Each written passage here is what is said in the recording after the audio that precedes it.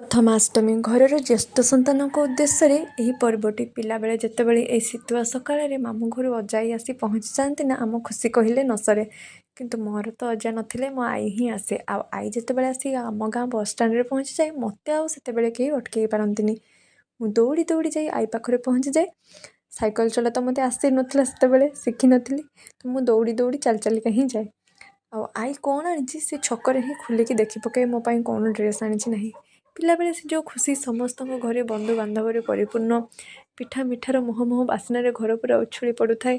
ଆମର ଯେଉଁ ଭାଇ ଭଉଣୀଙ୍କର ହସ ଖୁସି, ଖେଳ ମଜା ମସ୍ତି, ଏବେ ଆଉ ସେ ସମୟ ନାହିଁ। ସେସବୁ ଆମ ପାଇଁ ଏବେ ଅଭୁଲା ସ୍ମୃତି ହେଇଯାଇଛି।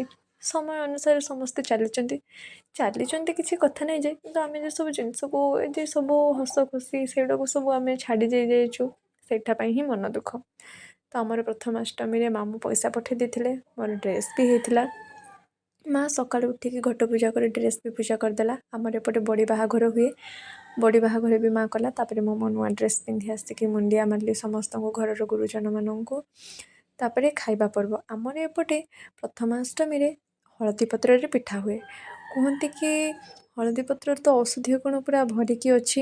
ତାପରେ ଯେ ଶୀତ ପଡ଼ୁଥାଏ, ଶୀତର ଆଗମନରେ କାଳେ କାହାର ଦେହ ଖରାପ ନ ହେବା ପାଇଁ, ସେଥିପାଇଁ ହଳଦୀ ପତ୍ରରେ ପିଠା ଖାଆନ୍ତି, ସମସ୍ତଙ୍କର ରୋଗ ପ୍ରତିରୋଧକ ଶକ୍ତି ବଢ଼ାଇବା ପାଇଁ।